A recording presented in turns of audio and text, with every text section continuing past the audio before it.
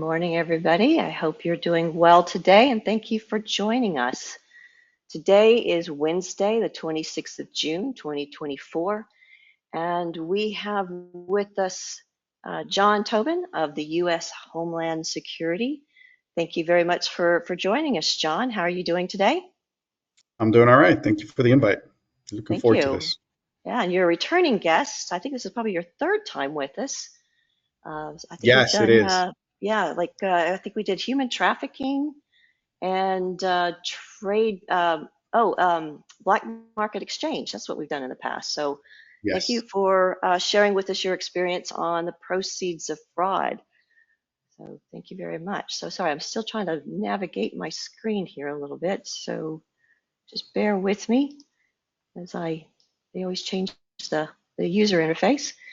All right, also a very warm welcome to those that are joining AML Grey Matters for the very first time. I do hope you find today informative and useful and a great way to supplement your AML training. I know that's very important to stay up to date. Before we begin, I will be doing a little bit of housekeeping. Again, just bear with me. There we go. So just a little bit of housekeeping. Today it's not legal advice. There are no lawyers on this call. It will last approximately 1 hour. There is one poll we'll be asking here shortly. If you can, please take a moment to participate in that polling question. John is open to questions as well. Feel free to post your questions or any comments you might have in the question box. I will, between Tom and I, he's also a panelist, an organizer with me, so we'll keep an eye on those questions and pose them to John. Those of you that are attending live today, you will get an auto-generated certificate of participation that will be emailed to you and to only live attendees about 1 hour after this broadcast ends.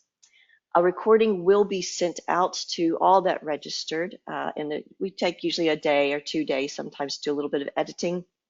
And that will also include the slide decks for those who do want a copy of the slides.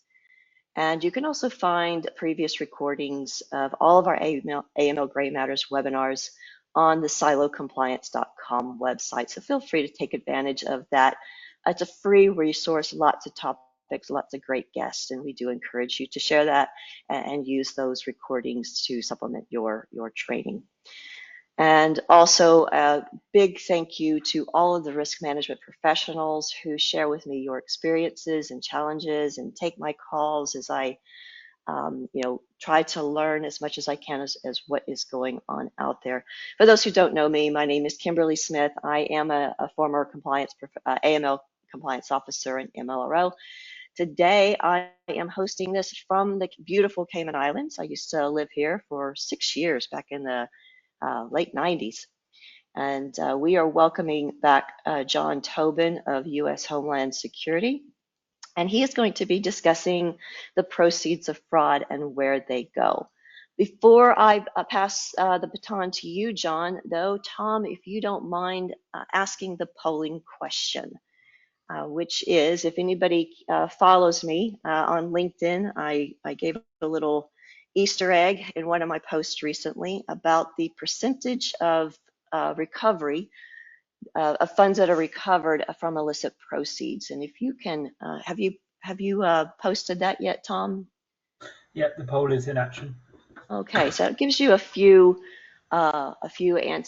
options to answer from. Let's see if I can see what we're getting here. So yeah, so your options are less than 1%, or between 2 and 3%, 5%, or 7%. So, John, just what's your experience on the recovery of fraud proceeds? Well, I don't want to influence voting while it's going on, but That's okay. It's not a test. but the recovery rate is, I would say, it's actually similar to the confiscation rate for money laundering funds. If I could Okay. drop a little hint there, right? And there are lots of different aspects of this that make it incredibly difficult to trace the funds and then actually obviously seize them. recover them, and make the victims whole again. And this, this webinar will sort of explain a little bit of the reason why it's so difficult. Um, and it is a very low number in terms of Okay. the recovery. Um, the process, we are, in terms of the prosecution, in prosecuting the offenders is not that difficult once we can identify them, but that rate is also, um, I would say, especially for those that have been the victim of some kind of a fraud, they would view it as very low, and some would even go as far as saying that it's, unacceptable, Right. in terms of the numbers. Okay.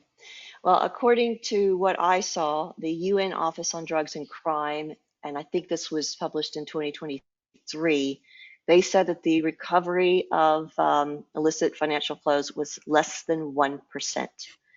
And you can go ahead and close that poll, Tom. But yeah, most of you, most of our audience, 38% have said that they got that right. The other majority said between 2 and 3%. So it seems like most people realize it is quite low for the recovery of those proceeds. So thank you for those that have participated, and we will move on to the next slide. And John, why don't you give us a little background of yourself for those who have not heard you speak before? All right. Well, first of all, thank you for the return invite. Um, I have been in law enforcement and in government service. Actually, it'll be 30 years tomorrow. Tomorrow is my Oh, 30-year anniversary happy of government anniversary. service. um, I have spent my entire career virtually doing investigating financial crime as a special agent in multiple capacities, and then as a manager, managing these investigations as well as managing our tactics and investigative methods that we've utilized, across the whole sort of portfolio of financial crime, everything from proceeds of white collar crime all the way to proceeds of violent crime and proceeds of narcotics trafficking. And so um, my latest position, I am now the assistant director for HSI's Countering Transnational Crime Division. And Okay. within that division, our focus is to develop strategies on how to counter transnational organized crime, and the proceeds of financial fraud are central to what we do in that division. Okay. Thank you. And you've set out a really nice agenda for us today. Thank you. And I love that quote from Einstein. That's perfect. So are you still there? Yep, no, I'm still here. Okay, yeah, And sorry. so for our agenda today, I want to really begin the process of shedding some light on how transnational criminal organizations have adopted, if you will, fraud as a way to earn proceeds, that allow them to perform or to execute other crimes, um, but also how that has other sort of that it cascades down into other things. And I know you mentioned our previous webinar on black market foreign exchange, and so I want to really highlight how the proceeds of financial fraud are feeding into these markets, and how these markets are created as a result of foreign exchange restrictions,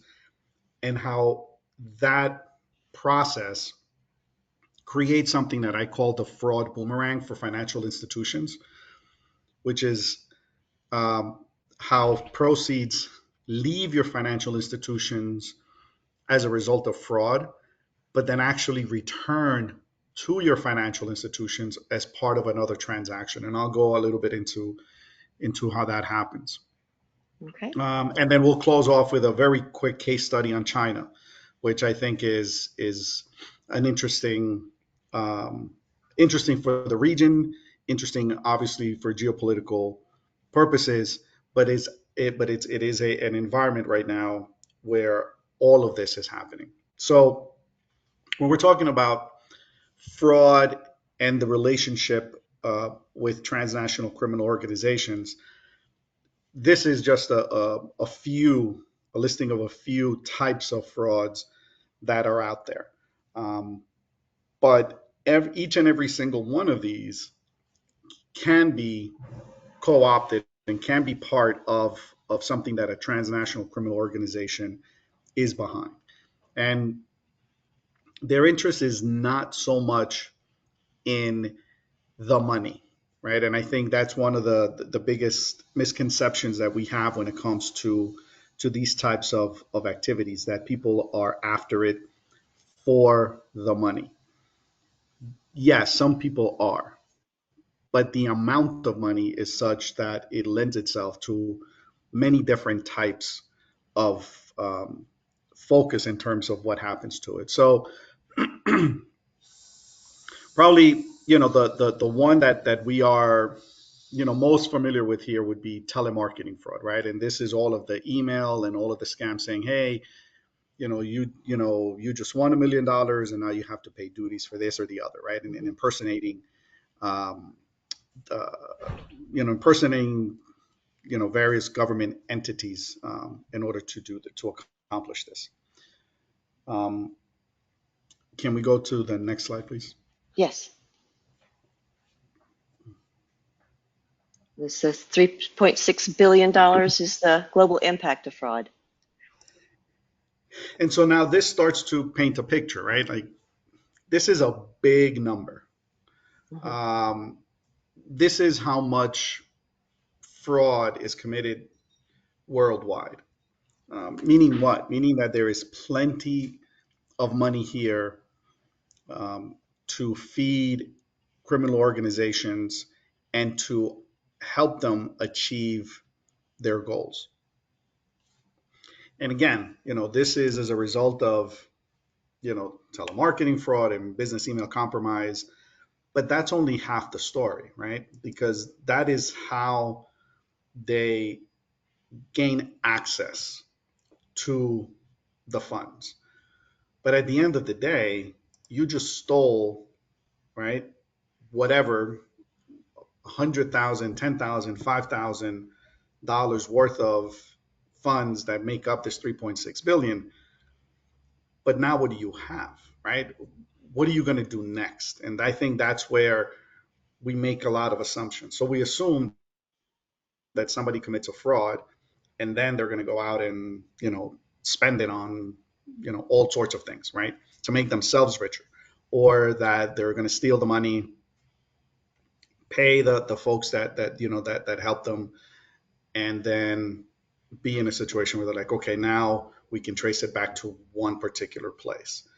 Now, as we were talking about at the beginning, tracing these funds, identifying where they reside, and um, beginning the process of recovering them is not easy, right? But proceeds of fraud can go into the exact same silos, if you will, or to follow the exact same route that all proceeds of crime go. So some of it will be spent on consumption goods, right? They're going to be spent on gold or jewelry or cars.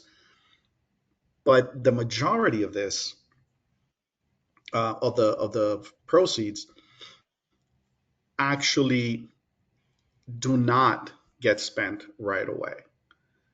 Because what happens is when you are involved in a fraud and you defraud somebody out of money, now you have basically just created a product from nothing, right? Your ability to make people believe something that you are saying has now allowed you to turn those words into something physical, something tangible that people are going to want. right? And so this is where I start to, this is where I ask all of you to put on your your business hat, right? Because now you have a product. And so what happens when you have a product? What is it that you want to do when you're in possession of a product? And if we go to the next slide. So once you have this product, you can now get involved in the sale of that product. And currency is perhaps the absolute best product to have, the absolute best commodity that you can come up with, primarily because it's fungible, right? The fact that that you receive that currency as a result of a fraud that was committed on somebody else is not noted or recorded anywhere on either the physical currency or on any type of transaction, electronic transaction, regarding the, uh, the source of the currency. And who wants to buy currency? Who needs to buy currency? Well, Just, everybody, and yeah, you know, businesses especially. businesses especially, right, and individuals as well, right? So why would you need to buy currency? Well, you need to buy currency, obviously, to buy goods in international trade. But you also need to buy currency if you want to travel to a foreign country and you need currency to spend, right? You may also need to buy currency if you have a child who is attending college in another country, right? And the United States has a lot of foreign students, a lot of universities, all of them which are very expensive. So you're going to need a lot of currency to send your kids to university in the U.S. And so this is something that is not an act, or it's not necessarily a system that is created by and for criminal organizations. It is just a system, right? Currency absolutely is a commodity. And foreign exchange is a very significant part of the worldwide economy. So we're talking about a market that is about 500 years old when we're looking at the history of foreign exchange around the world. Okay. There is also some political impact. There's been some political impacts, or politics have impacted the the growth and the popularity of foreign exchange. And I think probably the biggest one, arguably, would be the collapse of the Bretton Woods Agreement, right? And before Bretton Woods, all currencies were tied to the dollar, and the dollar was tied to gold. Once that was removed and the dollar is no longer tied, we're no longer on the gold standard, that then created, that was the beginning of people starting to trade currencies. And the value of those currencies in the legitimate regulated foreign exchange market is based on supply and demand. So, what is the demand for X? What is the supply of X? And that is going to determine the value of the currency. Now, the the daily volume of the legitimate foreign exchange system is quite large. So we're talking about $6.6 trillion a day. Every single day, $6.6 trillion, or the equivalent of $6.6 trillion, are exchanged um, via Forex. And so that's important. And the reason that's important is because it tells you, it illustrates how significant foreign exchange is to the worldwide economy, right? So we have a couple of of figures, right? We have $3.6 billion is what worldwide fraud is worth. And 6.6 trillion is what the legitimate foreign exchange market is worth.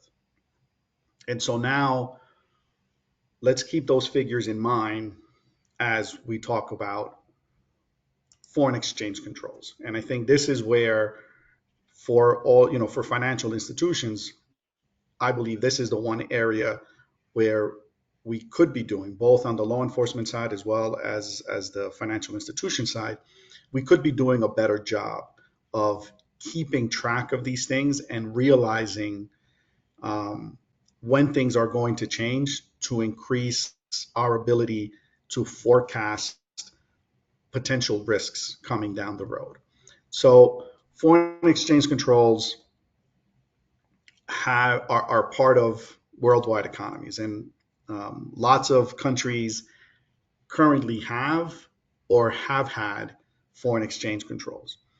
The issue with foreign exchange controls and the challenge to financial institutions and the reason that they are relevant to law enforcement and the reason they're relevant to this particular webinar is because they create alternative markets, black markets, gray markets, parallel markets, whatever denomination is utilized. But there is a direct connection between the imposition, between a nation imposing foreign exchange controls and the almost immediate creation of a black market. Why does that, why is that correlation?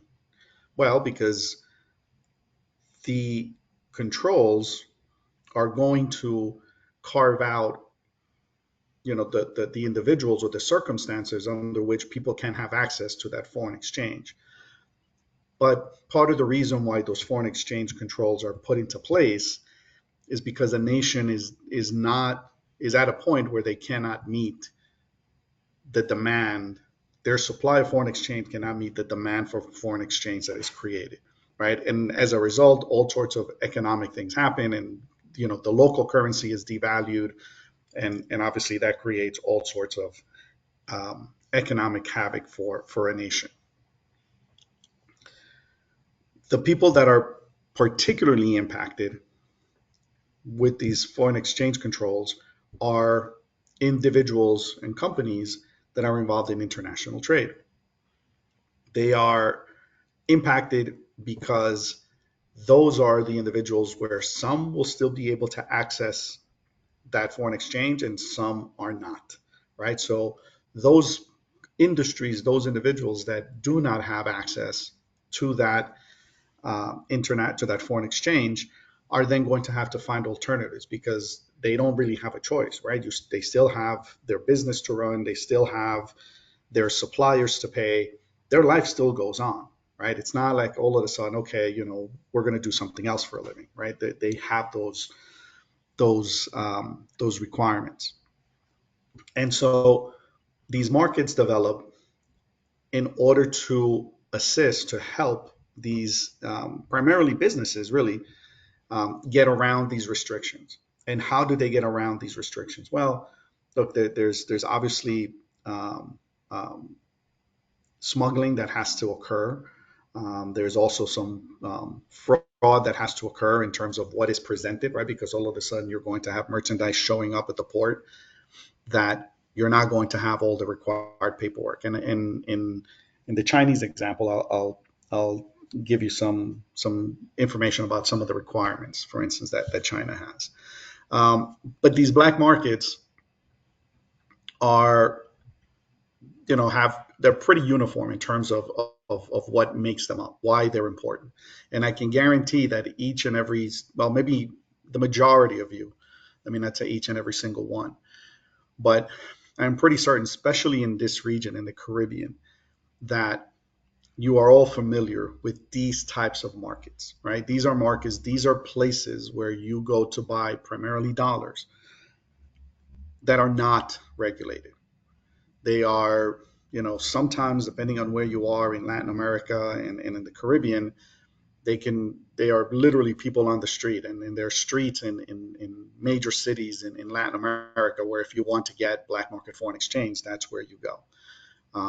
And as a matter of fact, in some places, it's usually where you get the best rate. It's usually where you're going to get the largest amount of foreign exchange.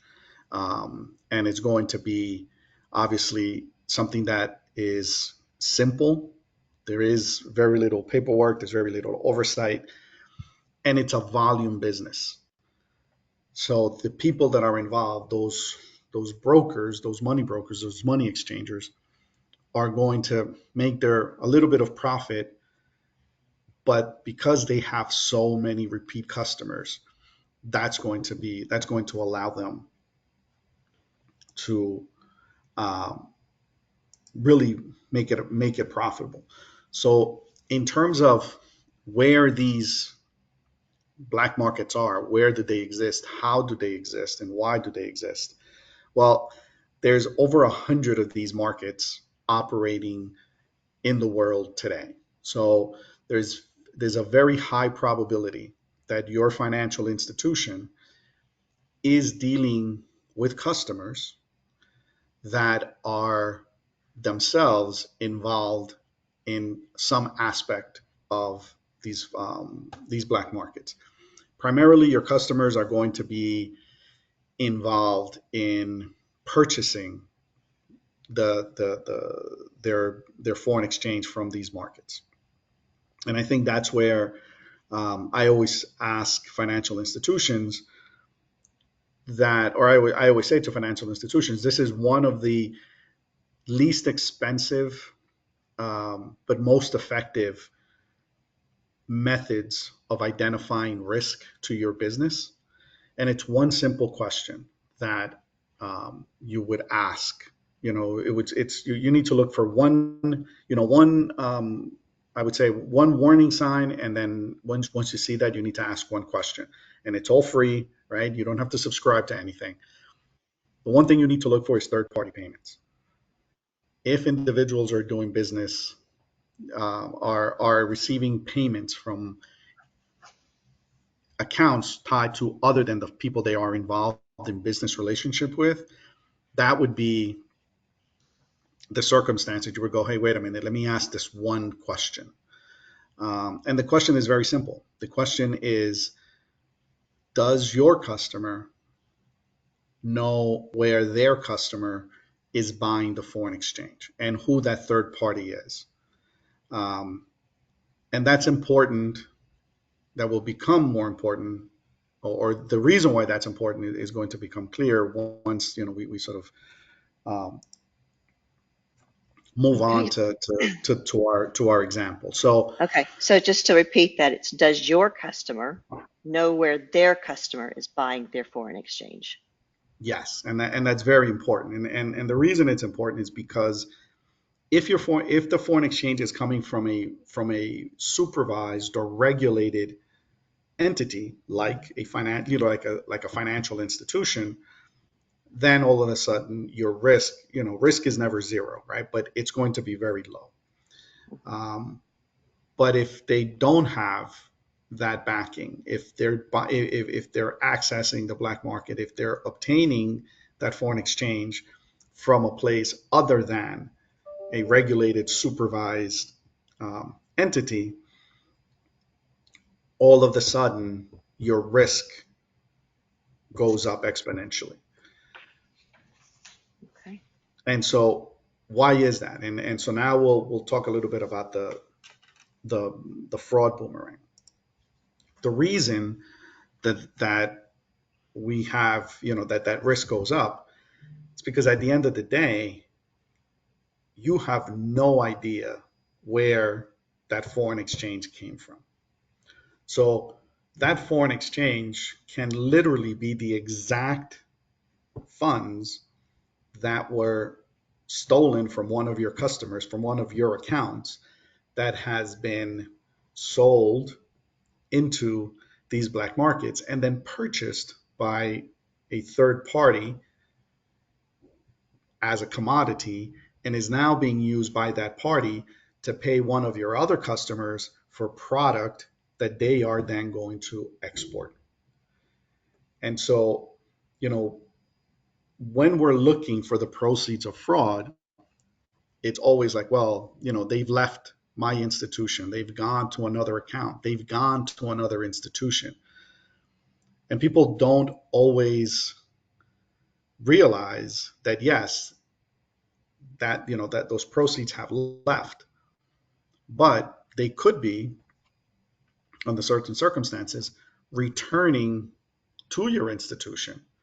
So, you know, financial institutions often scrutinize outgoing um, proceeds or outgoing wires, right? Outgoing funds, to make sure that they're not going to be at a loss, right? That's how you protect for fraud. You protect against fraud by ensuring that the funds do not leave your institution. And that's great. Where there is less awareness, if you will, of fraud is on the funds coming into your institution. You know, how certain are you that those funds coming into your institution did not originate as a fraud in your institution or really in any other financial institution? And I know that sounds like a very, very difficult question. Um, but again, I think there are some very, very simple ways of ensuring that the proceeds coming into your institution are not the proceeds of fraud or any other type of crime. And I think that's where the um, the AML team really has to um, broaden sort of their, you know, their horizon in terms of um, looking at currency and looking at the black market foreign exchange and really um, evaluating the institution's exposure to that type of risk, because otherwise that's where we're going to have a fraud boomerang. We're going to have fraud proceeds coming out of your institution and then going to another institution, and then also in coming back to your institution into another customer. And so you're going to have a customer that has been defrauded because the funds were stolen from them, and a customer who has been, you know, who is claiming those funds belong to them as part of a legitimate business transaction. And so Okay. I, you know, that sort of creates, you know, a different dynamic in terms of, you know, looking at the proceeds.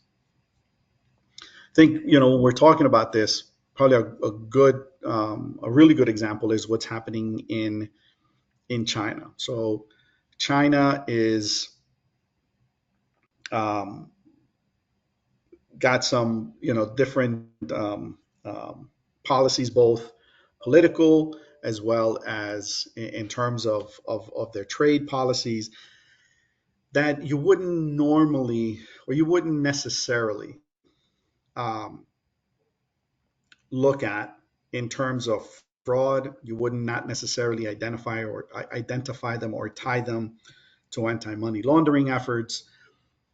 But you know, these multiple policies have an impact on international trade, simply by the fact that China is the world's largest exporter, right? So you have several things here. You have the Belt and Road Initiative, which hopefully all of you are familiar with. You know, there is a fair amount of the Belt and Road footprint, both in the Caribbean and Latin America as a whole.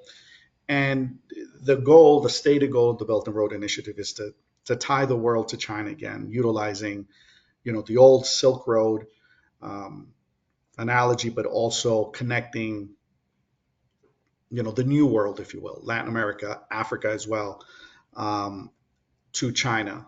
And this is done primarily through um, infrastructure projects. The China 2049 initiative is really a plan to make China and the Chinese economy really the centerpiece of the world, right? That is their aim, to grow their economy so that they can actually surpass the U.S. economy. Um, Part of that is also to um, begin the process of replacing the dollar as the um, the currency of trade, and making the Chinese yuan or the RMB, making that the focus, right, of international trade.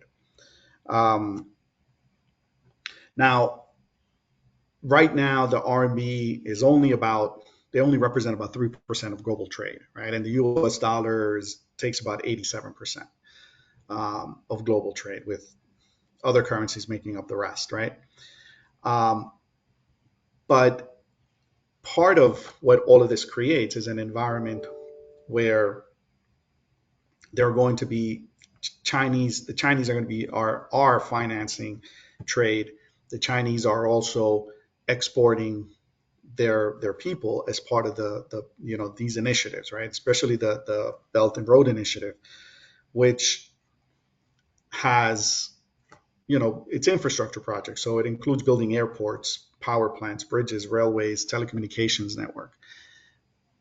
Notably, all of this is being financed. All of these projects, all of these loans are coming from Chinese financial institutions, right? The Chinese banks are the ones that are financing all of this.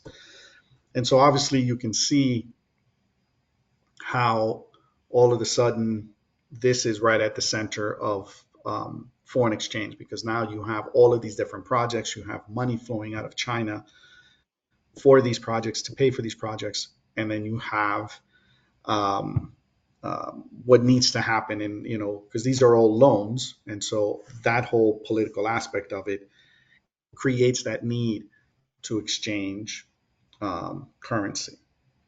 I have a question, if you don't mind, Yep. just so I can kind of wrap my head around this.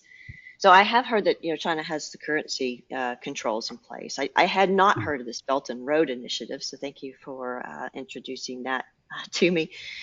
So if China, let's use Africa as an example. China is going to export their engineers and do a road in somewhere in Africa, and there, so Africa is being loaned the money by a Chinese bank. Is that correct? Yep. Okay, and it's China giving Africa the loaning it in the Chinese currency, or is it in the U.S. dollars? Because wouldn't the African country, well, I guess they would have their own currency to pay their workers as well, but then they're having to pay it back to China, but they're paying it back to China in dollars or in their local currency. What's Yeah, so the loan terms are actually uh, pretty pretty significant, right? Because first of all, if a country defaults on a loan, they're going to lose whatever infrastructure. So we've already had multiple countries lose their international airports, if you will, right? So some people are calling it debt diplomacy. In terms of how the money is coming out, and the currency that the loan is in, what's happening is that the countries that are paying back the loan have to buy RMBs, right? But and R countries and don't R and have B's? Is that are the Chinese currency. That's the okay? Chinese yuan. Okay, Um, but most countries have their um, their foreign reserves in dollars, right?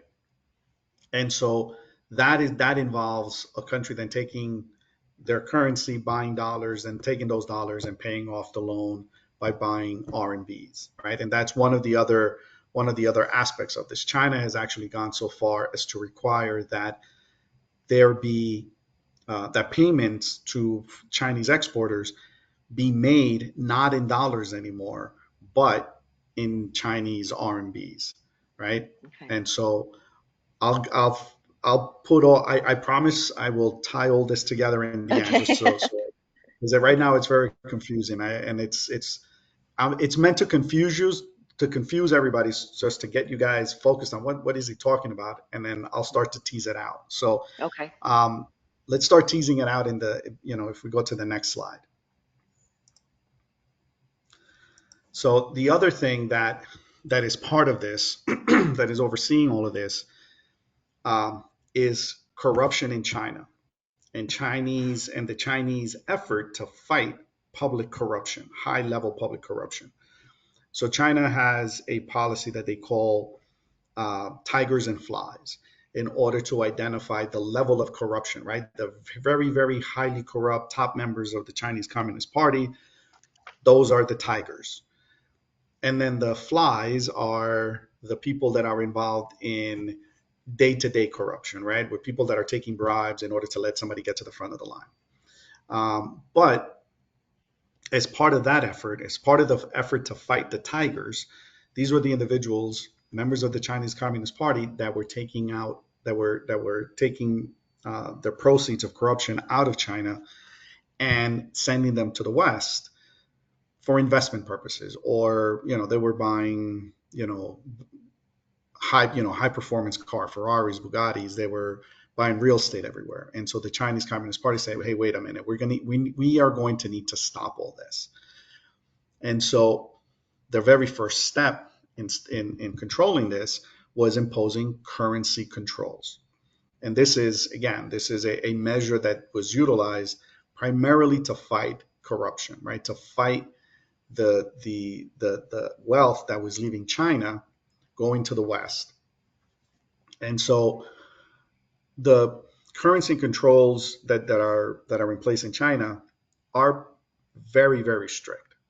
And this is something that is important for financial institutions to know. There are two things that are really important for financial institutions to keep in mind when it comes to Chinese currency flowing in and out.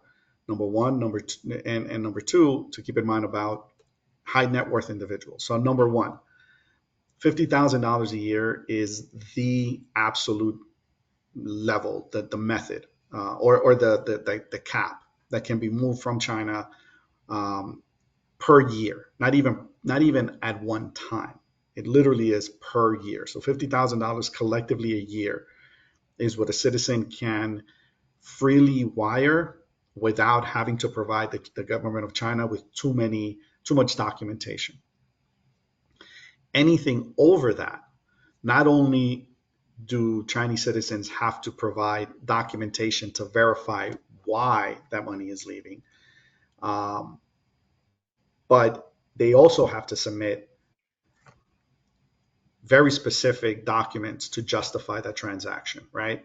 These can include signed contracts between the Chinese person and a foreign company, a notarized letter of engagement for the contract, tax certificates for the payee, so for the person submitting this, and an actual request from payment from the foreign recipient of that money. So what all of this should highlight to financial institutions is when you have a wire coming from China, or when you have a wire that involves a Chinese citizen that is for over $50,000 a year, that needs to be scrutinized, because there's no way there's very little chance that came through the legitimate channel, right? That is an indication that your institution just had an interaction with Chinese on the ground banking, and so that is the first red flag, right? Now, because now you're involved in a black market. The other thing to keep in mind is that only individuals that are members of the Chinese Communist Party will have access to the types of businesses that can legitimately be involved in this type of transaction. But since we know that there's no legitimate way to move that currency out, that then sort of should throw up some flags for everybody to say, hey, wait a minute, this is somebody that we need to scrutinize a little further in terms of this transaction. And if we go to the next slide. And so now you have individuals that have a need to get this currency out of China. And oddly enough, or thankfully enough, we have Hong Kong and Macau, right? So Hong Kong and Macau are China, but they're not China, right? So the restrictions on the $50,000 apply to mainland China. They do not apply to Hong Kong. So the black market and this Chinese underground banking will move the value of funds from mainland China to Hong Kong, and then from Hong Kong, those dollars, the value in dollars, will be moved out throughout the world. That is indicative money coming out of Hong Kong, US dollars coming out of Hong Kong on behalf of a Chinese customer. Those are going to be indicators of potential involvement with Chinese underground banking and involvement with black market, with the black market. Okay. And so, and so, if we go to the next slide, and so, what are we seeing specifically involving China that um, ties all of this in to fraud, right? Because right now, I started talking about, high level corruption, kleptocracy, if you will, and, all other types of criminal activity that would warrant people wanting to move money out of China. Um, so you have the uh, Chinese policies, creating additional sort of touch points and intervention with the West and with countries all around the world.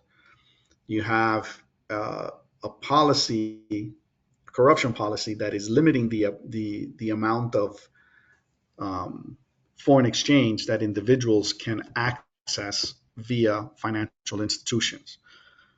That then pushes those customers into the Chinese underground banking system.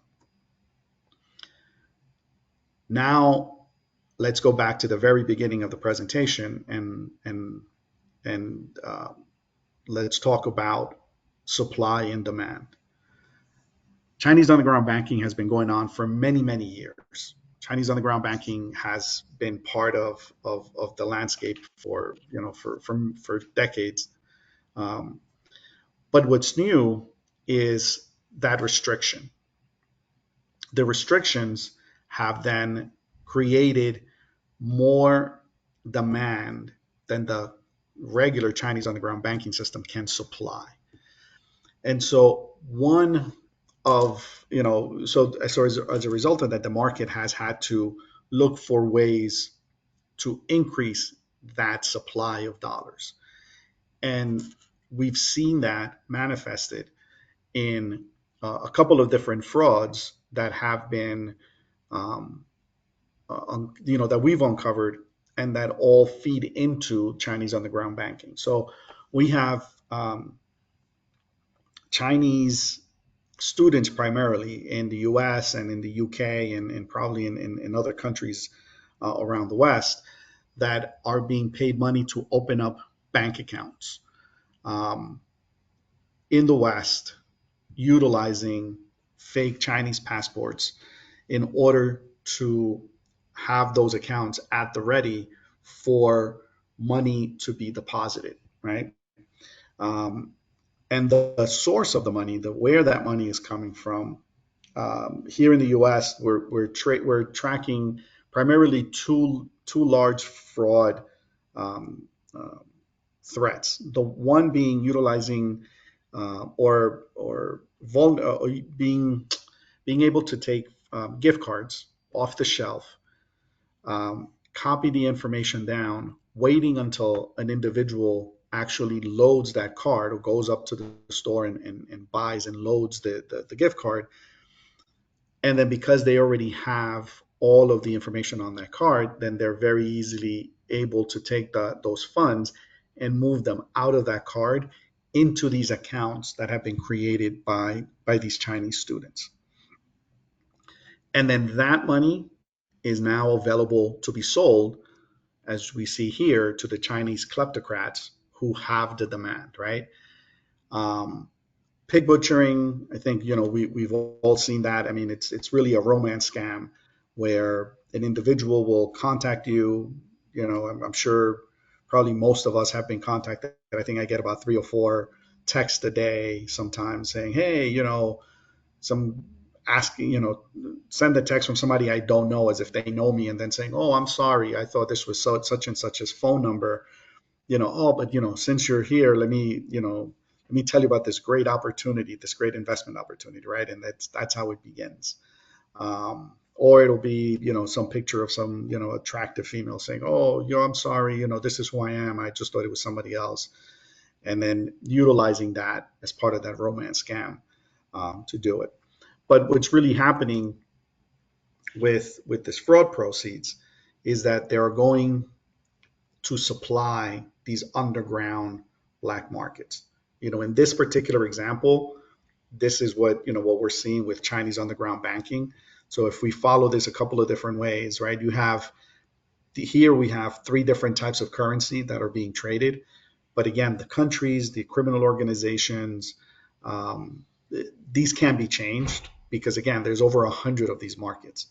So the one thing that will usually remain the same is it's usually dollars, and if not dollars, it would probably be euros, right? They want currencies. We're going to have these exchanging in currencies that have a lot of use. But here, what we have is Chinese kleptocrats are utilizing their RMBs to buy U.S. dollars, right? So they provide those RMBs to the Chinese underground banking organization, the money broker, and the money broker then makes sure that they have the equivalent in dollars to provide to that Chinese kleptocrat. In this particular example, the money goes through that account in Hong Kong and into real estate in Honolulu. Well, at the same time, and because this is a business, right? These are non-linear transactions. These are all happening at the same time and not necessarily in a particular order.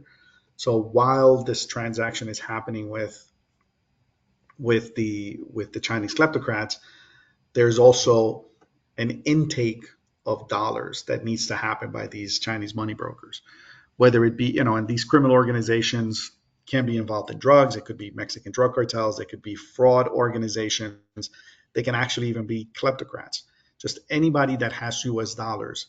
This Chinese underground banking has the need for those dollars.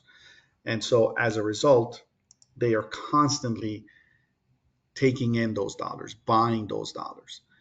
But now they have the dollars that they're gaining, and they have a customer for those dollars. Now what they need is a customer for the RMBs, and this is where Chinese exporters are going to come in. And in this case, I use Mexico as the third currency with Mexican pesos, who the Mexican drug cartel would need those Mexican pesos. And so you start to see sort of the complexity and how this actually resembles a traditional foreign exchange market. And so we have customers, we have different currencies, but we also have customers for each and every single one of those currencies.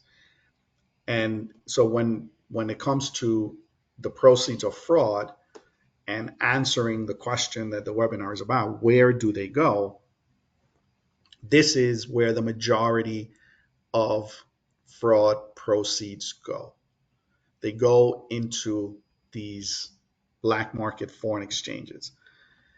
That is why we are so unsuccessful at identifying these, the proceeds themselves and seizing the proceeds, because it's not like it once was, where people defrauded somebody else in order to make themselves rich.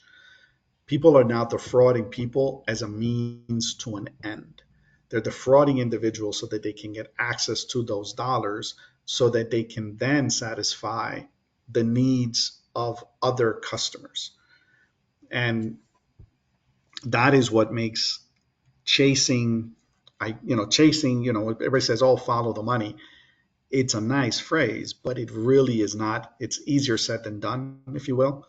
And so at this point, it really becomes a situation where it's not just the fraud proceeds, and it's not um, uh, just the outbound flow of those funds for financial institutions, right? Financial institutions now, as we're looking at it, have a threat, or are vulnerable in terms of having their customers send money out. So you're vulnerable on the outbound side of the fraud equation, because obviously a customer or even the bank itself can lose those funds.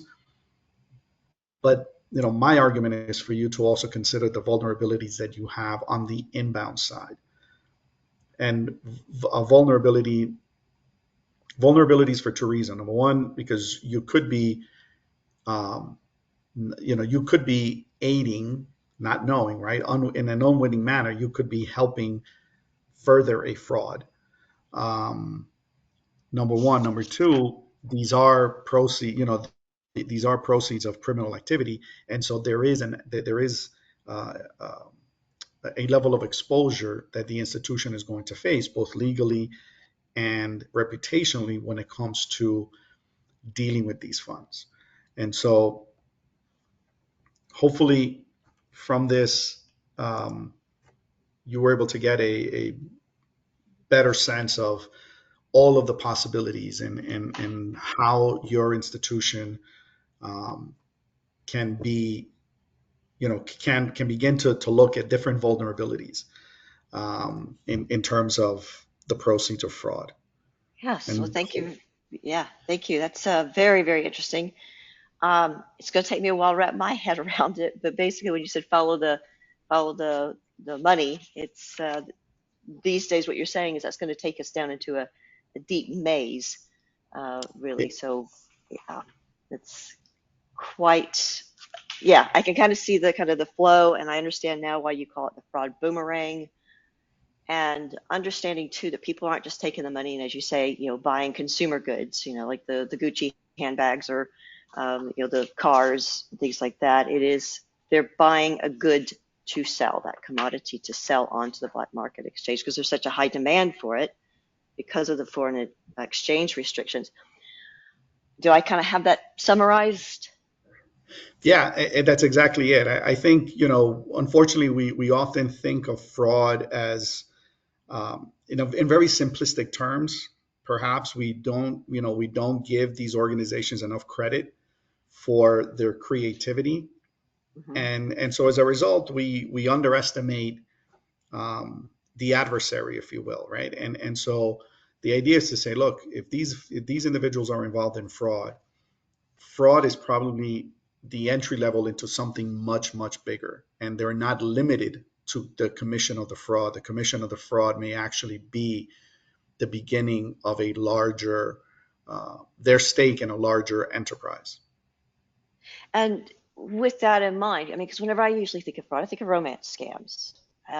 And how, somebody is, as you say, you talked about the text messages, and then some, lonely person is sending the 5 and 10 grand to someone they never met, thinking that they're in love, kind of thing. That's how I've always considered fraud. And of course, Mm-hmm. we have seen, and I have also seen, the demand for the gift card information, things like that. Um, but you're saying the frauds, basically it's the gateway into bigger crimes. Often, as you said, the entry level to something bigger. Does that mean that the investigators are looking more seriously at the smaller fraud crimes? Or Yeah. Yes, and that's part of the reason why we've been able to make these connections, right? Because we've been able to even keep ourselves, because we had tunnel vision when it came to fraud, right? It's like, well, this is a fraud, this is a fraud, this is a fraud. But once we started to get away from that, and really to start to look around and say, hey, wait a minute, what are all of these connections that are happening? So yes, we're starting to get very valuable information and leads from what would normally be called, small value fraud. but that small value fraud sometimes can be the key to making that connection to that money broker and to, sort of to that next level and that next step and saying, okay, this is what we're seeing. So, we're seeing things such as having individuals um, tracing the funds of a fraud for the payment of bail money for somebody who is Hmm. incarcerated, and paying for college tuition and some of these other things. So yes, I mean, we are definitely better able now to actually look at those small transactions and get good leads from it. Okay. Now, and you're doing this with the U.S. Homeland investigations, security investigations. What about in the other parts of the world, the EU, UK? Are you seeing that they're doing similar? And I mean, how are they looking at these investigations? Are they treating it the same as the U.S.? Yeah, so through law enforcement partnerships and different sort of uh, collaboration working groups, we are doing that, and especially with fraud, because fraud is um, so it's pretty much always international, right? It's never a domestic Hmm. thing. It's never the victims are never in the same location than the victimizers, if you will, the perpetrators of the crime.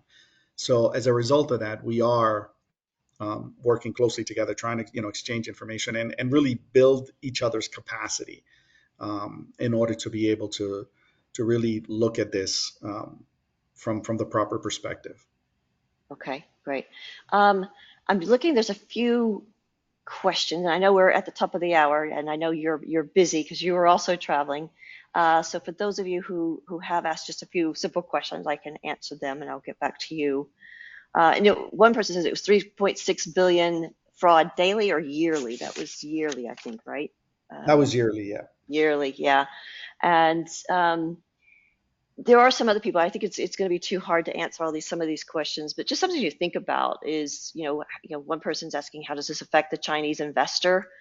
Um, I was thinking, how does, when there are those limits, I was kind of thinking, how does this affect the Chinese business trying to transact internationally?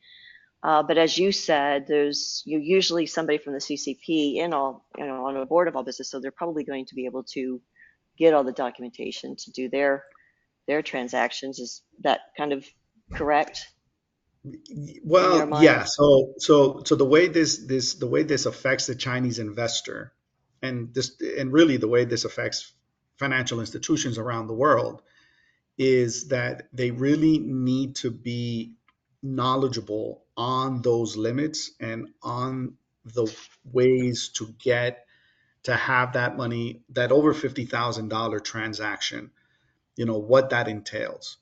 Hmm. Because really the short answer is, if you have somebody in front of you that says they're a Chinese investor, that are in China, and they're showing up at your institution with $1 million transaction, which for an investor is not a lot of money, then the likelihood that they utilize the black market, the Chinese underground banking system, to get that money to you is pretty good, which means your risk just increased. That customer, that potential investor sitting in front of you wanting to get into your institution, has just increased your exposure to dealing with with funds related to some type of transnational crime. Yeah. So that Chinese investor, since yeah, comes and says, "Here's the 1 million," they likely used a black market. That black market likely, uh, those U.S. dollars likely came from a fraud. Um, From a fraud, or from a Mexican drug cartel, from some type of criminal activity, mhm. is what funds Chinese underground banking. Yeah. Somebody is asking what was the amount again, and it's US $50,000 a year is the amount of the Chinese restrictions. And the other, but it's not just China. I think Argentina has foreign exchange controls. Oh, yeah, Um, there are over 100 of them. So yeah, Argentina is a good one, because oh, Argentina actually, they don't even call it the black market. They call it the blue dollar. That's how they identify. oh, So The blue dollar. I always Okay. I always have fun when I do things in Argentina because I'm like it's like is blue less is a it's better than I don't understand why you call it blue. It's the black market, but they call it the dollar blue, Yeah. and that's how it's identified. Okay. So over 100 countries have foreign exchange controls. Is that correct? Yes, Oh, have um, have black. There are over 100 black foreign exchange black markets, oh, okay. All right. Okay. Yeah, because I and was so doing a little that bit of research. I didn't realize. Yeah, I'll have to do some research on some yeah, of the other countries, but and I think it was like Venezuela or Ecuador. I'll double check all that, but I do know yeah, and Argentina does. yeah, and there are many countries in the Caribbean that have foreign exchange black markets as well. Mhm. Okay, And some of fantastic. these And rates, these markets, the rates are actually published in the newspaper. If you go to Colombia, Colombia has doesn't have exchange controls anymore, but they maintain the black market from when they did. And now in Colombia, you can get the black market exchange rate. They're published in the newspaper, and as if they're wide open. So oh, it's okay. accepted as a regular market, even though people understand that the proceeds of those funds may not be um, from a legitimate source. Okay. All right. I realize we're over the hour now. John, thank you again. For those of you that are interested, I mean, is there any sources that you would recommend for more research and reading if a compliance officer at a bank wants to get into more detail? Any Yeah, resources you would recommend? yeah. There's a few sources. There's if you want to learn about sort of the black market in China and sort of how those restrictions are a threat. Um, there's a really good report by the UK, or I forget the name of the agency, but I can send it to you. I can send you Okay. the information, Kim. Okay. It's really comprehensive. It dates back to about 2019, but it goes very in a very detailed manner into the currency restrictions as well as some of the things that we are seeing in terms of the sort of coming together of the fraud and the black markets and how that impacts. Right. And as you said, that with that Belt and Road Initiative, I mean, it's kind of just going all over the world. It's about 140 countries that are part of that right now. Okay. Okay. All right. Well, thank you very much. And I'm sorry for those of you who I was not able to get to everybody's questions. John, again, thank you so much. Every time you join us, I learn something new. And I do appreciate your time and giving it to us for free and helping us to stay up to date here in the AML profession, I should say. Uh, and thank you for everybody for joining us and for your questions and participating in the poll as well. So I'm just trying to get to my next slide, see if I can move over to that. If anybody does have any questions, you can, sorry, I'm trying to get to my next slide here. Feel free to email myself or um, Tom as well if you have any questions about Silo or if you have any recommendations for future topics, please do reach out to us. Sorry, I'm just trying to get to these slides. There we go. There's my details. We will have another Gray Matters webinar in July. So I'm trying to think of what month we're in, but in July, I think we even have two, and we will be sending that information out in the follow-up. For those who are interested in the certificates, that will go out in about 1 hour for those of you who joined the live broadcast.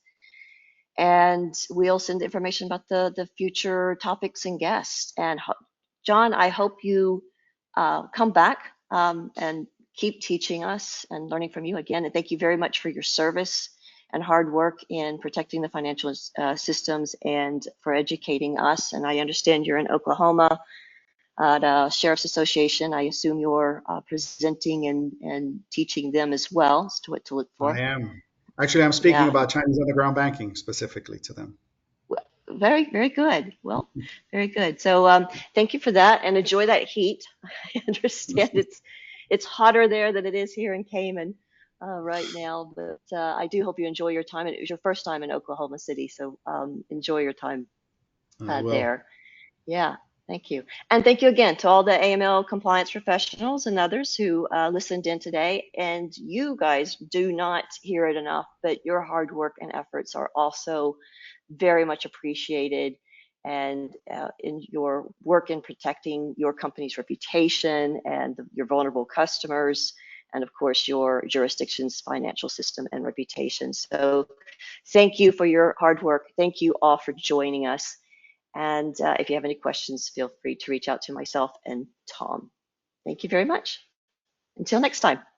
Bye, everyone. Bye, John. All right, goodbye. Thanks, everybody. Thank you. Have a safe and healthy summer. Anti-money laundering compliance and customer and vendor onboarding involves multiple processes that must be done correctly and by the right people in the most efficient way. The tasks include gathering customer and vendor ID and verification documents, screening against sanctions and politically exposed persons lists, analyzing any reputational risk, periodic monitoring to assess any changes and updating due diligence, and staff training on money laundering, terrorist financing, bribery and corruption awareness and risks, as well as keeping them up to date on your policies and procedures and new regulatory requirements. In addition to the onboarding processes being strictly followed and documented, management must have access to critical compliance metrics and information to steer the company through regulatory waters and mitigate customer and other risks. With Silo Compliance System, these obligations become much more efficient. With Silo, your staff can enter the customer's information and upload due diligence documents and any other documents that you require. Key information entered about your customer automatically calculates a risk score, a calculation using a risk-based approach determined by you at initial implementation of Silo. In addition, if you have screening enabled, when the customer's name is first entered into Silo, the name is checked against sanctions, politically exposed persons lists, and adverse media. You'll see results of screening immediately and can review any potential hits right away. And with screening enabled, your customers and vendors are continuously monitored for any sanctions advisories, helping you get ahead of any potential reputational risks.